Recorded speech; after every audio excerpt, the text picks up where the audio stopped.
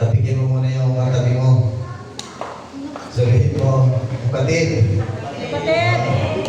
makinig ka sa mensahe ngayong gabi. Kasi may lalay kong pagpapala para sa Panginoon. Amen. Napakahalaga po ng ating pong pag-uusapan ngayong gabi. No? Napakaganda po ng mensahe ng ating Panginoon. Ito po ay makikita natin sa Mateo chapter 24, verses 3 to 14. Basahin ko muna. Ang sabi dito sa verse 3, o Mateo chapter 24, verse 3 to 14. Sa verse 3, sabi dito, noon si Jesus ay nasa bundok ng mga Olibo. Habang siya'y nakaupo roon, palihim siyang tinanong ng kanyang mga alagad, kailan po ba mangyayari ang mga sinasabi ninyo? Ano po ang magiging palatandaan ng inyong muling pagparito at ng katapusan ng mundo? Sumagot si Jesus, mag-ingat kayo upang hindi kayo mailigaw ni Luman.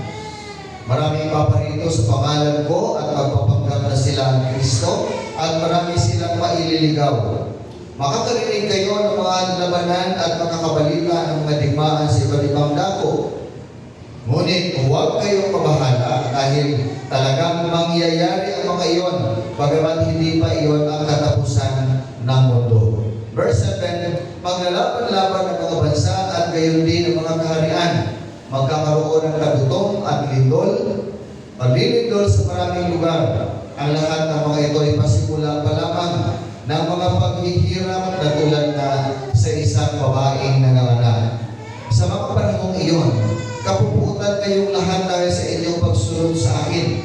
Isasakdal kayo upang pahirapan at patayin. At dahil dito'y marami ang tatalikod sa kanilang pananampalataya, mabubuod sila at magtataksil sa isa't isa. Marami ang magpapanggap na propeta na ililigaw ang mga tao.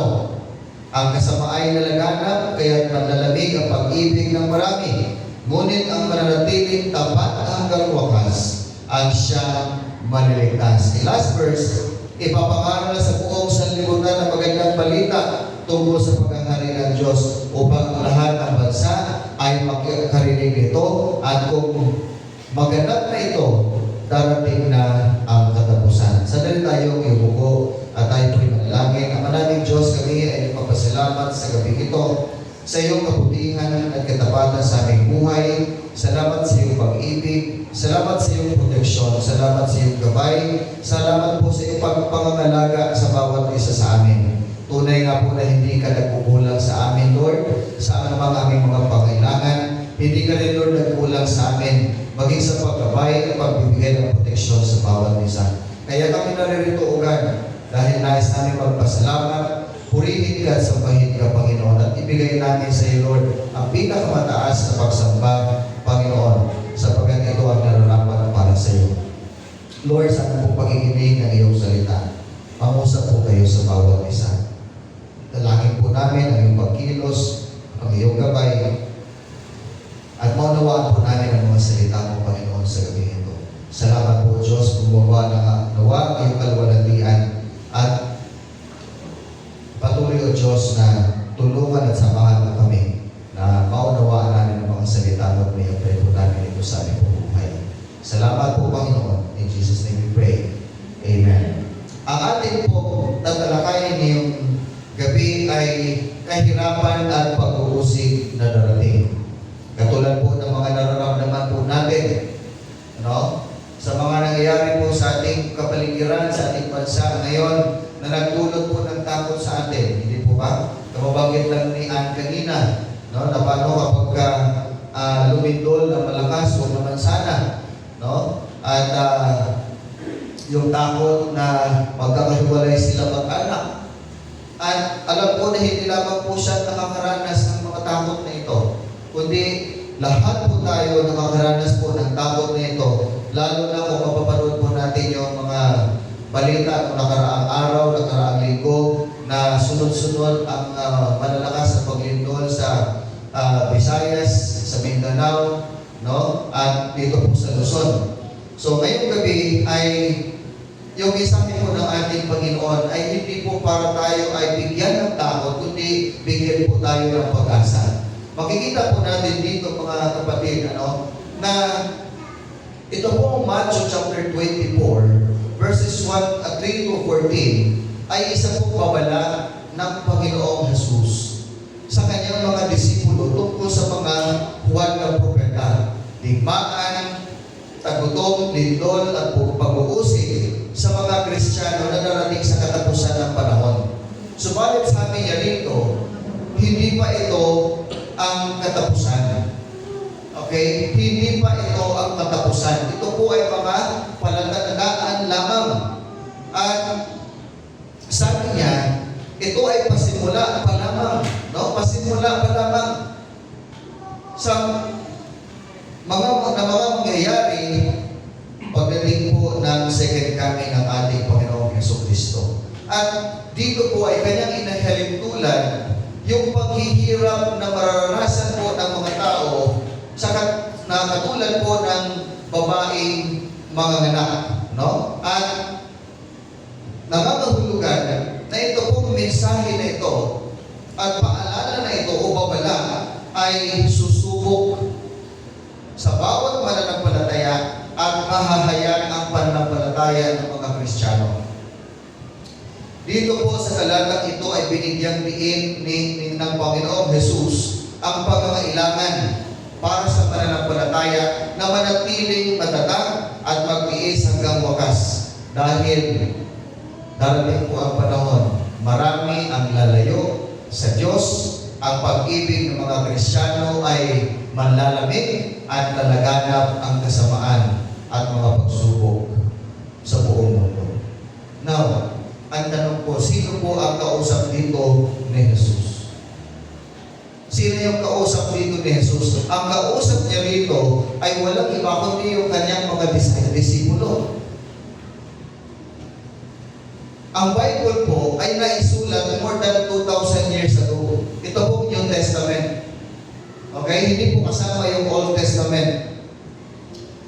Pero bakit hanggang ngayon ay hindi pa rin po bumabalik si Jesus sa ikalawang pagkakataon? Samantalang ito pong naisulat na ito ng mga palatandaan ng second coming ni Jesus ay mahigit 2,000 taon na po ang nakakalipas. Para saan itong mensahe ni Jesus? Para lang ba tayo takutin? Para lang ba tayo magkaroon ng pagdududa?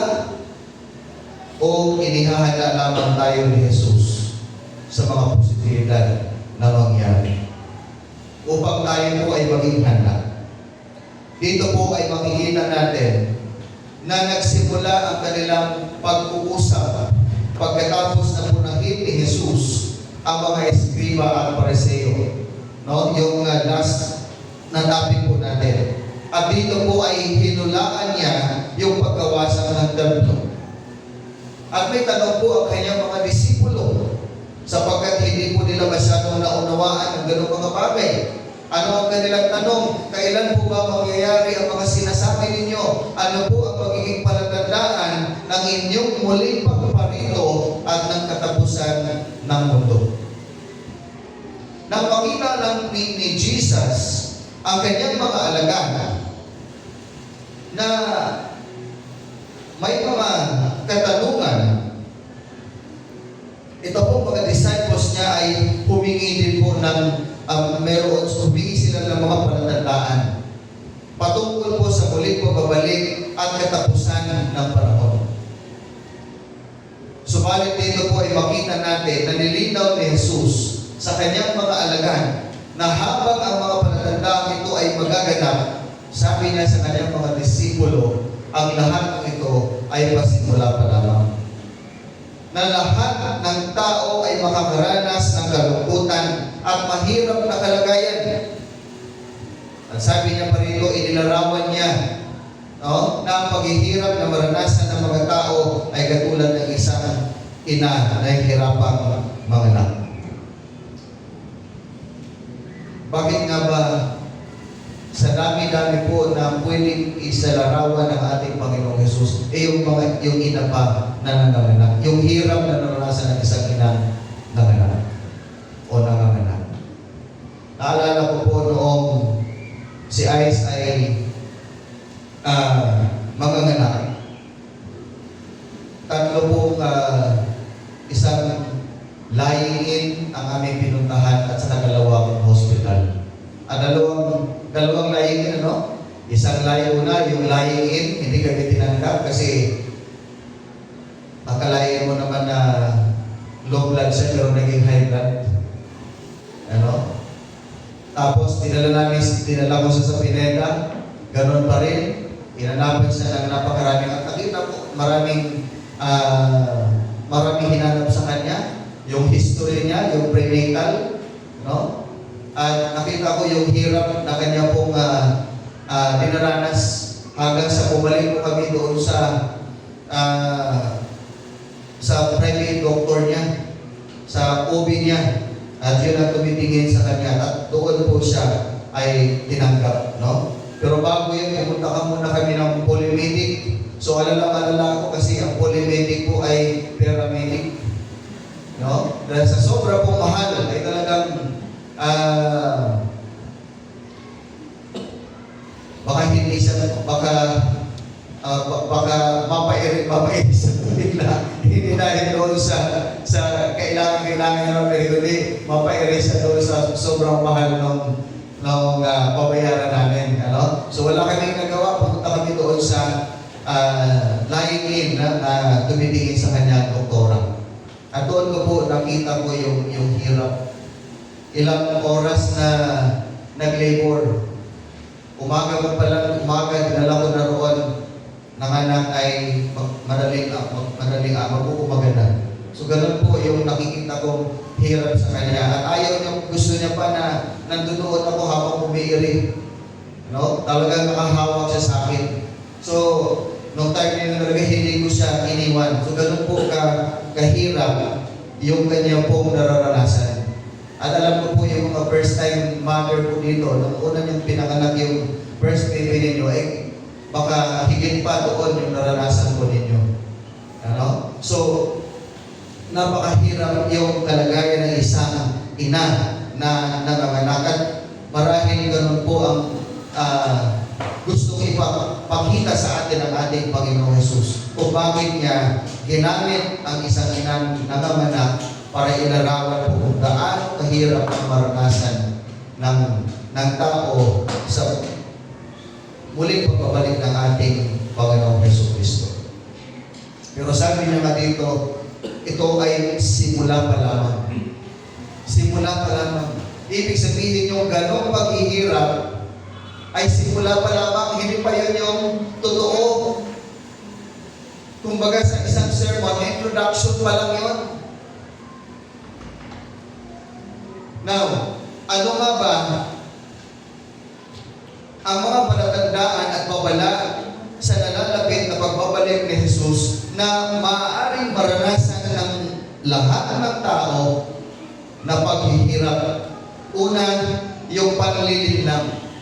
Mararanasan natin ito. Sabi niya rito, makikita natin dito na binabalaan ni Jesus yung kanyang mga disipulo na sila ay mapagbantay laban sa mga huwad ng Kristo na manlilinlang sa maraming tao. Sa panahon po natin ngayon, napakahirap malaman kung sino po ang totoo o nagsasabi ng katotohanan. Lalo na kapag hindi po tayo nagbabasa ng Biblia. Noon pong panahon na nagkaroon ng rally dahil po sa paglaban sa korupsyon, ano? Ay yung tao po ay galit na galit. Subalit biglang humupa yung galit nila dahil mayroong tao dumating matangkad, mahaba ang buhok, balbasarado, guwapo, at maamong mukha at tinatawag nilang Jesus. Nakita niyo po yun? Ha? Tinatawag ng mga taong nagrarally na Jesus. At maraming nagpapapicture sa Kanya. At hindi lamang po yun, bago po yun, napakarami na rin mga tao na nag-claim na sila si Jesus. So kapag tayo po ay hindi nagbabasa ng Biblia, ay talagang madali po tayong makumbinsi ng mga taong ito na nagpapanggap na sila yung Kristo. Kaya sabi po dito ni Jesus, magbantahin kayo laban sa mga huwad na mga na Kristo, sapagkat maaari nilang linlangin ang bawat isa sa atin at makonvince tayo na maniwala sa mga huwad na Kristo na ito. At ikalawa, yung mararanasan natin ay yung mga pagsubok at kapighatian. Dito po ay makikita natin na sabi sa verse 7, maglalaban-laban ang mga bansa at gayon din ang mga kaharian, magkakaroon ng tagutom at lilindol sa maraming lugar. Inilarawan po dito sa talatang ito, yun pong yung panahon na kung saan po ay magkakaroon ng malawakang kaguluhan. Kabilang na po dito yung mga digmaan ng bansa sa mga bansa at magkakaroon ng tagutom at magkakaroon po ng malalakas na paglindol.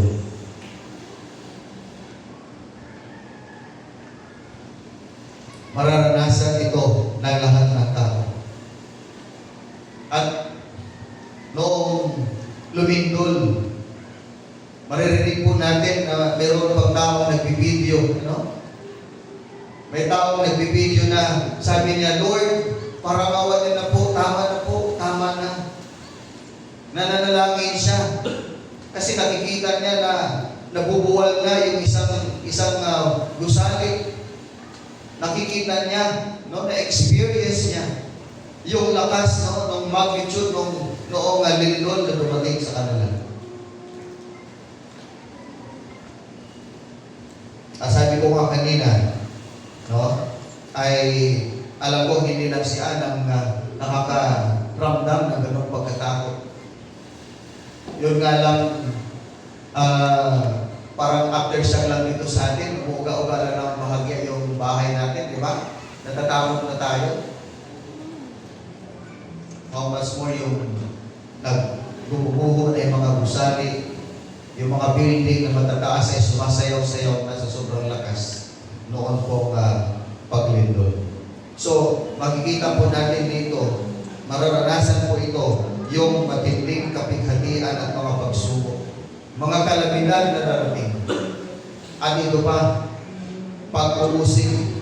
Ang mga mananampalataya ay uusigin, kapupuutan dahil sa pagsunod kay Kristo, dahil sa pananampalataya, at ang ilan ay lalayo sa pananampalataya. Ibig sabihin, ito po yung sinasabi na kapwa sa pananampalataya ay mag-aaway-away, maglalaban-laban. Yung pagmamahal sa Diyos ay manlalamig at unti-unti na pong lalayo sa Panginoon. At dahil wala po silang ibang choice, kundi pilitin nilang mabuhay at ang kanilang pong pamilya. Sa verse 9, sabi rito, sa panahong iyon, kapupuutan kayong lahat dahil sa inyong pagsunod sa akin. So, ang mga mananampalataya na tapat at patuloy na sumusunod, sila yung kapupuutan. Kapupuutan ng kaaway dahil sa pagsunod sa Diyos. Ang sabi pa dito, isasandal kayo upang kayo ay pahirapan at patayin. Laganap ang kasalanan. Dito po ay inihula ng Panginoong Hesus yung isang panahon na kung kailan ay lalaganap ang kasamaan, ang kasalanan at magiging sanhi ng karamihan ng kanilang pananamig sa kanilang relasyon. Hindi lamang relasyon sa Panginoon, maging maaaring relasyon sa kanilang kapwa. Sa asawa, sa mga anak, mangyayari po ang lahat ng yan. Sabi po rin ng verse 12, ang kasama ay lalaganap, kaya manlalamig ang pag-ibig ng marami. makakaranas din ng sobrang pagtitiis, pagtsatsaga ang mga Kristiyano, lalo na po yung tapat na sumusunod sa ating Panginoon. Ito po mensahe na ito ay para sa mga mananampalataya na kung saan ay pinapahalagahan nila ang kanilang relasyon sa Diyos. Handa sila pagtiis hanggang wakas. Sapagkat ang mga ganitong Kristiyano ay nananatili at alam nila na mayroong magandang maidudulot ang kanilang patuloy na pananampalataya sa ating Panginoon. Sabi nga sa verse 13, ngunit ang manatiling tapat hanggang wakas ang siyang maluligtas. Kaya mga kapatid, hindi tayo dapat mawalan ng pag-asa. Amen? Hindi tayo dapat mawalan ng pag-asa. Sa halip ay patuloy tayo magtiwala sa Diyos at gawin po natin kung paano na tayo tinawag. Gawin po natin, magpatuloy po tayo. Ipangaral ang Ebanghelyo. Dito po, ito ay nagbigay sa atin, yung verse 14, nagbigay po sa atin ng katiyakan na sinasabi rito ang Ebanghelyo ay ipangaral sa lahat ng mga bansa na kung saan ay isang tanda na ng wakas. Subalit hindi po ito ang mismong wakas. Ano nga ba ang ibig sabihin ng mananatiling tapat hanggang wakas ang siyang paliligtas? Dito po sinasabi sa atin na ang taong nagtsatsaga sa mga pagsubok at manatili sa pananampalataya ay patuloy na magkaroon ng pag-asa at pag-ibig kay Kristo, lalo na kapag humaharap sa anumang mga pag-usig na darating. Anumang mga panlilin lang ng kaaway, ang pag-ibig ang siyang mangingibabaw. Ang pagmamahal sa Diyos, pagmamahal sa kapwa, at pagmamahal sa ating ginagawa ang siyang mangingibabaw. Ito rin po ay nagbibigay sa atin ng napakagandang mensahe ng pag-asa na binanggit po dito ng ating Panginoong Hesukristo tungkol sa huling panahon.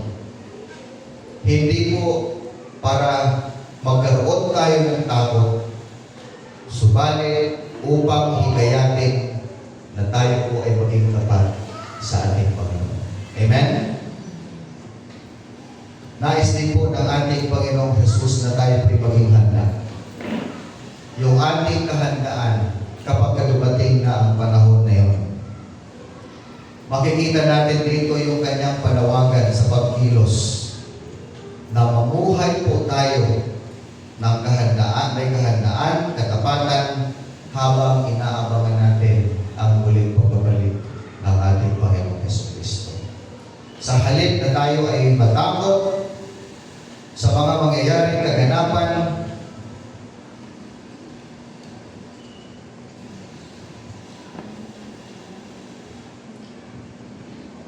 inaasahan po ng ating Panginoong Jesus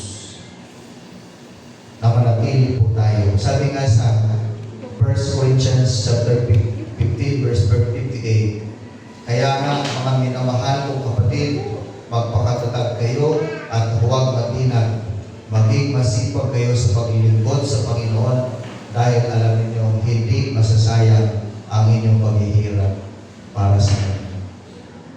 Napakaganda pong paalala at the same time hamon sa bawat isa sa atin. Sa halip na tayo po ay matakot, mawala ng pag-asa, magduda sa kapangyarihan ng Diyos, ang sabi po dito, mensahe po dito sa atin ay mas magpakatatag pa tayo. Amen? Magpakatatag pa tayo sa mga pagsubok. Huwag tayong basta-basta matitinag. Sabi pa rito sa atin, sa halip ay mas maging masipag pa tayo sa ating paglilingkod sa ating Panginoon. Dahil ang ating ginagawa ay hindi masasayang. Amen po ba? Hindi ito masasayang dahil ang Diyos ay mayroong reward sa kanyang mga anak na tapat na sumusunod sa kanya anuman ang mangyayari sa kanyang buhay. Magandang po sa ating lahat.